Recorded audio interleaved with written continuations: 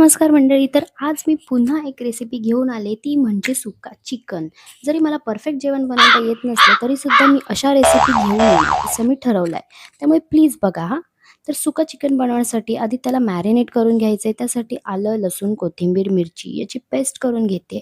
त्यानंतर चिकनमध्ये ती पेस्ट टाकून त्यात आपले घरात असलेले सगळे मसाले टाकायचे आहेत. म्हणजे लाल तिखट, गरम मसाला, चिकन मसाला, कांदा लसूण मसाला आणि हळद, मीठ, लिंबू पिळून मिक्स करून फ्रिजमध्ये ठेवून द्यायचं त्यानंतर अशी स्टाईल मारून बघत होते, पण हे काय आपल्याने जमणार नाही म्हणून गप कटरमध्ये कांदा बारीक करून घेतला. त्यानंतर टोमॅटो तरी कशाला कापायचा म्हणून ह्यातच तो पण बारीक करून घेतला. त्यानंतर कढईत तेल टाकून त्यात तेजपत्ता टाकून त्यात कांदा टाकला आणि तो छान शिजत ठेवायचा आहे. म्हणजे एकदम गोल्डन ब्राउन होईपर्यंत. तो फ्राय करत ठेवायचा आहे. ते करता मला इतकं गरम होत होतं, पण काय करणार. कांदा शिजल्यानंतर त्यात कढीपत्ता टाकला. ह्याने ना खरंच टेस्ट चांगली येते हां. त्यानंतर त्यात टोमॅटो टाकून ते शिजत ठेवलं.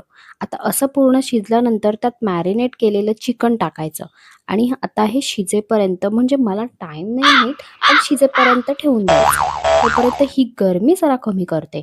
म्हणजे थोडं चिल होण्यासाठी मम्मीने हे रेडीमेड कैरीचं पन्हं आणलेलं, ते मस्त थंड पाण्यात मिक्स करून मस्त पिऊन घेतलं.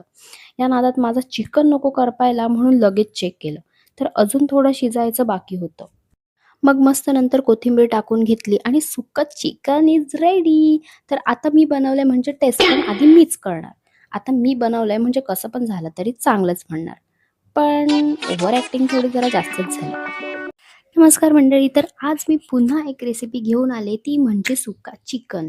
जरी मला परफेक्ट जेवण बनवता येत नसलं, तरीसुद्धा मी अशा रेसिपी घेऊन येणार असं मी ठरवलं आहे. त्यामुळे प्लीज बघा हां.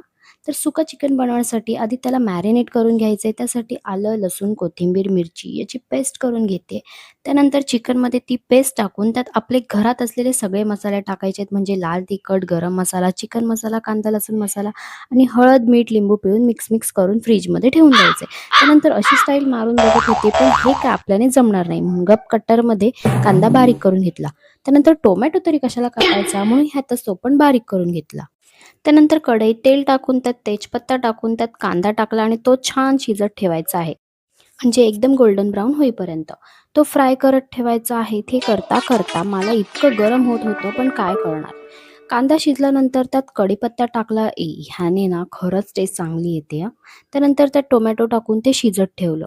आता असं पूर्ण शिजल्यानंतर त्यात मॅरिनेट केलेलं चिकन टाकायचं आणि आता हे शिजेपर्यंत म्हणजे मला टाईम नाही माहीत, पण शिजेपर्यंत ठेवून द्यायचं. तोपर्यंत ही गरमी जरा कमी करते. म्हणजे थोडं चिल होण्यासाठी मम्मीने हे रेडीमेड कैरीचं पन्हं आणलेलं, ते मस्त थंड पाण्यात मिक्स करून मस्त पिऊन घेतलं.